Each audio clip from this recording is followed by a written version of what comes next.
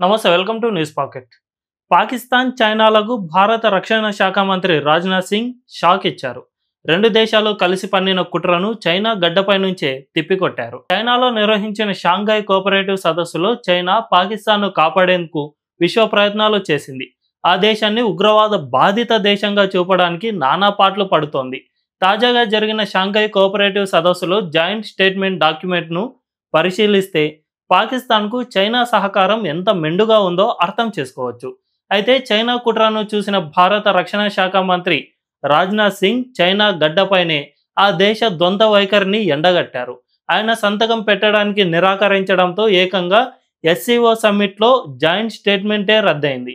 దీంతో భారీ దౌత్య విజయాన్ని భారత్ సాధించింది. షాంఘై కోఆపరేటివ్ సదస్సులో భారత్, చైనా, పాకిస్తాన్తో పాటు 10 దేశాలు సభ్య దేశాలుగా ఉంటాయి. ప్రతి ఏటా ఈ సమావేశాలు జరుగుతూనే ఉంటాయి.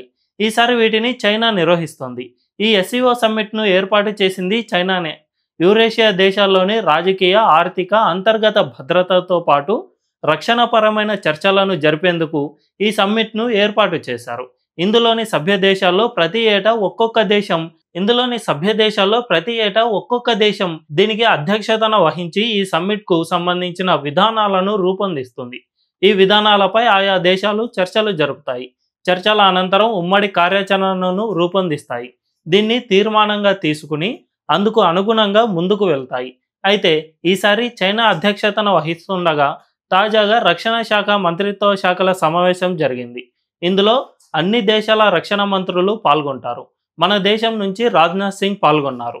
అయితే ఈ సమ్మిట్లో చైనా రూపొందించిన జాయింట్ స్టేట్మెంట్ వివాదాస్పదంగా మారింది. ఈ స్టేట్మెంట్లో పహల్గామ్ ఉగ్రవాద దాడిని చైనా ఎక్కడా కూడా ప్రస్తావించలేదు. ఇటీవలే జరిగిన ఈ దాడిలో 27 మంది మృతి చెందారు.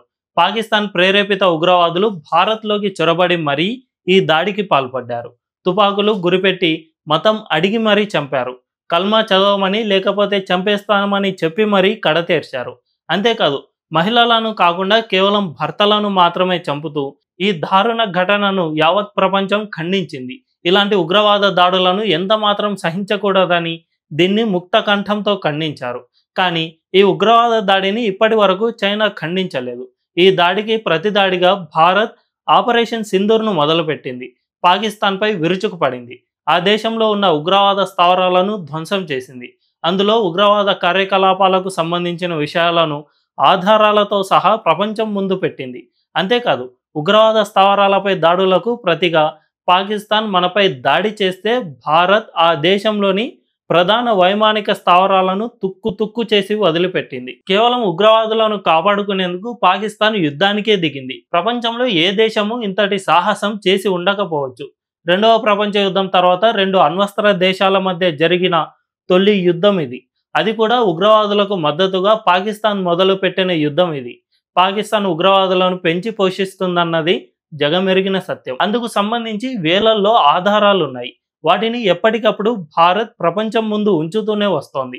గతంలో ఉగ్రవాద సంస్థలకు నిధులు అందించినందుకు గాను పాకిస్తాన్ను FATF గ్రే లిస్టులోనూ చేర్చారు. అమెరికా సహాయంతో ఆ దేశం కాళ్ళు పట్టుకుని పాకిస్తాన్ ఈ గ్రే లిస్టు నుంచి బయటపడింది. కానీ అందుకు సంబంధించిన ఆధారాలనైతే చెరిపేయలేదు కదా. ప్రస్తుతం పహల్గామ్ ఉగ్రవాద దాడిలోనూ పాకిస్తాన్ ప్రమేయం ఉందని ఖచ్చితంగా చెప్పవచ్చు. దాడికి పాల్పడిన ఉగ్రవాదులంతా పాకిస్తాన్ బోర్డర్ దాటి మరీ భారత్లోకి ప్రవేశించారు.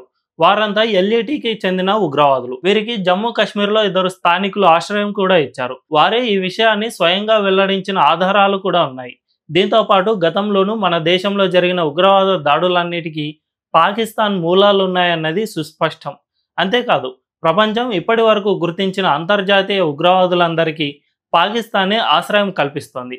ఒకప్పటి అమెరికా మోస్ట్ వాంటెడ్ అయిన బిన్ లాడెన్ నుంచి ఇప్పటి హఫీజ్ సయీద్ వరకు అందరూ పాకిస్తాన్లోనే తలదాచుకున్నారు. అలాంటి దేశాన్ని చైనా ఉగ్రవాద బాధిత దేశంగా చూపించే ప్రయత్నం చేస్తోంది. ఎస్సీఓ సమ్మిట్లో ఉగ్రవాదంపై పోరు కూడా ఒక అంశమే. రీసెంట్గా జరిగిన ఉగ్రవాద దాడుల్లో పహల్గామ్ అతిపెద్దది. యావత్ ప్రపంచాన్నే కలిచివేసిన ఘటన ఇది. అయినా కూడా చైనా దీన్ని కనీసం గుర్తించలేదు. ఎస్సీఓ జాయింట్ స్టేట్మెంట్లో దీని ప్రస్తావనే లేకుండా జాగ్రత్త పడింది. దీనికి తోడు పాకిస్తాన్లోని బలూచిస్తాన్ వాసులు తమ హక్కుల కోసం పోరాటం చేస్తున్నారు. ఆ పోరాటాన్ని ఉగ్రవాద చర్యగా గుర్తించింది చైనా. ఇలా ద్వంద్వ వైఖరిని ప్రదర్శిస్తూ పాకిస్తాన్ను కాపాడుకునే ప్రయత్నం చేస్తోంది. పాకిస్తాన్ అది ఉన్న భౌగోళిక ప్రాంతం దృష్ట్యా ఆ దేశానికి చైనా కానీ, అమెరికా కానీ అంత ఇంపార్టెన్స్ ఇస్తూ ఉన్నాయి. భారత్‌ను దెబ్బతీయాలన్నది చైనా లక్ష్యం. ప్రస్తుతం భారత్ 4వ అతిపెద్ద ఆర్థిక వ్యవస్థగా అవతరించింది. మరికొన్నేళ్లలో జర్మనీని వెనక్కి నెట్టి 3వ ఆర్థిక వ్యవస్థగా ఎదగనుంది. అలా మన దేశం ఎదగటం చైనాకు గిట్టదు. అందుకే మనల్ని ఎలాగైనా తొక్కిపెట్టాలని డ్రాగన్ కంట్రీ యోచిస్తోంది. అందుకు తన ప్రాక్సీగా పాకిస్తాన్‌ను ఉపయోగించుకుంటోంది. పాకిస్తాన్ భుజంపై నుంచి తుపాకీ పెట్టి మనల్ని కాల్చే ప్రయత్నం చేస్తోంది. అందుకు తెర వెనుక సహాయం చేస్తోంది. తాజాగా ఎస్సీఓ సమ్మిట్‌లోనూ అదే ప్రయత్నం చేసింది చైనా. ఉగ్రవాదాన్ని ప్రపంచం ముక్త కంఠంతో ఖండించాలనేది మన లక్ష్యం. అందులో భాగంగానే ఇప్పుడు జాయింట్ స్టేట్మెంట్‌లోనూ పహల్గాం ఉగ్రవాద దాడి ప్రస్తావన లేకపోవడంతో రాజ్నాథ్ సింగ్ సంతకం కూడా చేయలేదు. దీంతో ఈ జాయింట్ స్టేట్మెంట్ కాస్త వీగిపోయింది. ఫలితంగా చైనా, పాకిస్తాన్ కుట్రలకు మరోసారి చెక్ పడినట్లయింది. ఈ వీడియో మీకు నచ్చినట్లయితే మా ఛానల్‌ను ఖచ్చితంగా సబ్స్క్రైబ్ చేసుకోండి. థాంక్యూ.